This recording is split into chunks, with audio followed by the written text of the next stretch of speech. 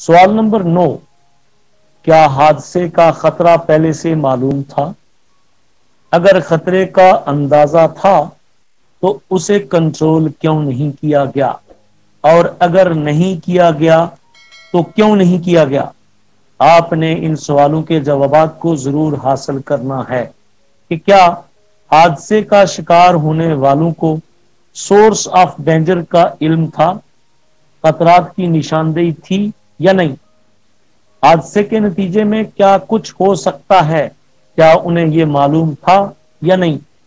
یا دوسرے لفظوں میں، یہ انتہائی امپورٹنٹ معلومات ان لوگوں تک پہنچا دی گئی تھی کہ جن کے لیے اس معلومات کا جاننا بے حد ضروری تھا۔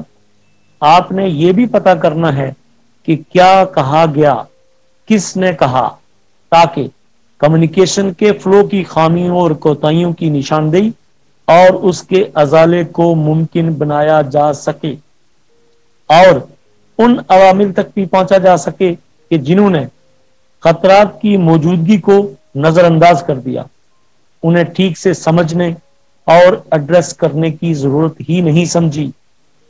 یہاں پر ایک اور بات بھی اچھی طرح ذہن نشین کر لیں کہ ایکسیڈنٹ انویسٹیگیشن کا مطلب کسی شخص کے پیچھے لگنا نہیں ہوتا، بلکہ ایکسیڈنٹ انویسٹیگیشن کا مطلب سسٹمز اور پروسیجرز کے اندر موجود خامیوں اور نقائص کی نشاندہی اور ان کی درستگی ہوتا ہے۔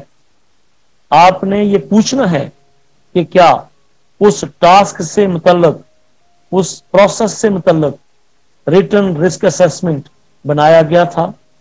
کیا رسک اسیسمنٹ مناسب تھا، موزوں تھا، یعنی سوٹیبل اور سفیشینٹ بھی تھا، جیسا کہ health and safety at work regulation 5 میں اس کی ڈیمانڈ کی گئی ہے؟ ان سوالات کو پوچھے بغیر اور ان سوالات کے جوابات کے بغیر انویسٹیگیشن کبھی بھی مکمل نہیں ہو سکتی۔ سوال نمبر 10، کیا حادثہ آرگنائزیشن کی انتظامی خامیوں کی وجہ سے پیش آیا؟ دوستو احباب، ایک کمپنی یا آرگنائزیشن اپنا انتظامی ڈھانچہ مرتب کرتی ہے اور کام ہمیشہ اسی انتظامی سیٹ اپ کے زیر سایہ انجام پاتے ہیں۔ میں چند مثالوں سے آپ کو اس کے بارے میں بتلانا چاہتا ہوں، جیسا کہ کام کی سائٹ پر سپرویژن کا معیار یا نگرانی کے اصول، کام کے متعلق کم علمی یا ناکافی صلاحیت کہ کوئی کسی کے غلط کام کو ٹھیک کرنے کے لیے مداخلت ہی نہ کر سکتا ہو، منصوبہ بندی کی کمی، پہلے کیے جانے والے کام بعد میں انجام دینا، یعنی غلط ترتیب سے کام کرنا، کام کے صحیح طریقہ کار سے پہلو تئی برتنا، یا کام کرنے کے سٹیپس میں کمی لا کر شارٹ کٹس کی کوشش کرنا کیونکہ پورے پروسیجر کو فالو کرنے میں ٹائم لگتا ہے، یا پھر سیفٹی کو نظر انداز کر کے فقط پروگرس پر تکیہ کرنا اور پیداواری اہداف کے حصول کی دوڑ میں لگ جانا، بھلے ہی وہ قابل عمل نہ ہو۔ ایسے میں حادثہ تو ہو جاتا ہے مگر پیداواری اہداف، پروگرس اور پروڈکشن کبھی حاصل نہیں ہوتی۔ دوستو احباب، ہم حادثے کی تفتیش، انویسٹیگیشن کر رہے ہیں۔ حادثے کی انویسٹیگیشن کا پہلا سٹیپ معلومات اکٹھی کرنا ہوتا ہے۔ اس معلومات کے حصول کے لیے ہمارا سوال نمبر 11، کیا جائے حادثہ پر مینٹیننس اور صفائی ستھرائی کا مناسب بندوبست کیا گیا تھا؟ اگر نہیں تو کیوں نہیں؟ اس کی وضاحت ضروری ہوگی۔ آپ کو علم ہونا چاہیے کہ اکثر ایکسیڈنٹ کا سبب مینٹیننس کا نہ ہونا یا پھر پور ہاؤس کیپنگ ہوتا ہے۔ اس لیے آپ نے انشور کرنا ہے کہ کیا کام کی جگہ مینٹین تھی، کیا ساز و سامان کی مرمت کی گئی تھی، کیا فوک لفٹ کی بریک ٹھیک سے کام کر رہی تھی، کیا پھسلن کی وجہ فوک لفٹ سے نکلا لیک ہوا آئل تھا؟ کیا ورکشاپ میں پلانٹس کے لیے کوئی پریونٹیو مینٹیننس پروگرام بنایا گیا تھا؟ اور اگر پروگرام تھا تو کیا اس پر عمل درآمد بھی ہو رہا تھا؟ کیا یہ قابل عمل بھی تھا؟ کیا ہاؤس کیپنگ پروجیکٹ یا کمپنی کی ترجیحات میں شامل تھی یا نہیں؟ کیا سروسنگ اور ریپیئرنگ کا ڈپارٹمنٹ موجود تھا؟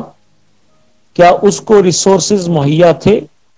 آپ نے ان سوالات کے جوابات زخمی لوگوں، ان کے ساتھی ورکر سے ضرور پوچھنے ہیں تاکہ آپ کو حادثے کے اسباب کا بخوبی اندازہ ہو سکے، کیونکہ جس مشین کی مینٹیننس نہیں ہوتی، ہو سکتا ہے وہ ایکسیسو وائبریشن یا پھر حد درجہ شور شرابے کا سبب بن رہی ہو، یا پھر اس کے مختلف حصے جام ہوں اور آپریٹر کو دشواری کا سامنا ہو۔ شور کی وجہ سے آپریٹر ہو سکتا ہے سیفٹی ٹاکس کو سن ہی نہ پایا ہو۔ ان ایون ورک پلیس مشین کے الٹنے کا سبب بن سکتی ہے۔ حادثے کی ایک وجہ اندھیرا یعنی لائٹنگ کا نہ ہونا بھی ہو سکتا ہے۔ سیڑھیوں پر پڑی گندگی بھی ہو سکتی ہے۔ اگر کنسٹرکشن کے مٹیریل کو ایکسس میں سٹور کیا جائے، اگر فرش کو گیلا رکھا جائے، اگر ہاؤس کیپنگ کا خیال نہ رکھا جائے، تو یہ سب وہ عوامل ہوتے ہیں جو حادثات کو جنم دیتے ہیں، اور ان سب باتوں کا جواب جانے بغیر انویسٹیگیشن کسی صورت مکمل نہیں سمجھی جا سکتی۔ آپ نے ایکسیڈنٹ انویسٹیگیشن ٹیم کا فرد ہوتے ہوئے ان سوالات کی جانکاری کی، ان سوالات کے جوابات کو ٹھیک طریقے سے جاننے کی کوشش کرنی ہے۔ انفارمیشن کو کولیکٹ کرتے وقت انویسٹیگیشن کی تحقیقات کے دوران پوچھا گیا 12واں سوال، کیا حادثے کا شکار ہونے والے افراد اپنے کام میں مہارت رکھتے تھے، اور کیا وہ اس کام کو انجام دینے کے لیے موزوں تھے؟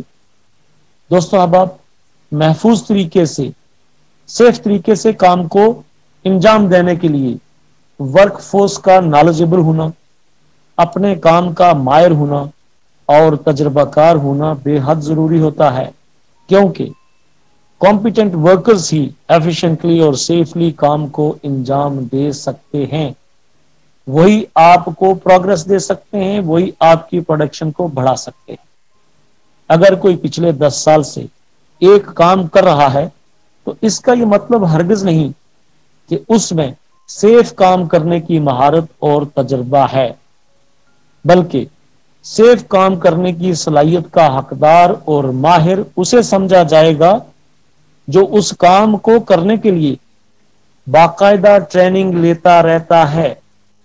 حادثے کی بنیادی وجہ تربیت میں کمی ہو سکتی ہے، سیفٹی انسٹرکشنز پر عمل درآمد کا نہ ہونا ہو سکتا ہے، رسکس یعنی خطرات سے آگاہی کی کمی، غیر محفوظ ان سیف ٹولز یا ٹولز کی ان سیف ہینڈلنگ، امیچورٹی، خصوصاً یہ بات ینگ ورکرز پر فٹ آتی ہے، یا پھر سیف ورک پروسیجرز کی عدم موجودگی، ورکرز کا مینٹلی اور فزیکلی تندرست و توانا نہ ہونا، یا پھر عجلت اور تناؤ یعنی سٹریس، یہ سبھی وہ کڑیاں ہیں جو ایکسیڈنٹس کے ہونے میں اپنا اپنا حصہ ڈالتی ہیں، اور ایک انویسٹیگیٹر کو ان سب عوامل اور پہلوؤں کی کڑیوں کو جوڑ جوڑ کر دیکھنا ہوتا ہے کہ آخر حادثے کے کازز میں امیڈیٹ کازز کے علاوہ انڈرلائنگ اور روٹ کازز کیا کیا ہو سکتے ہیں۔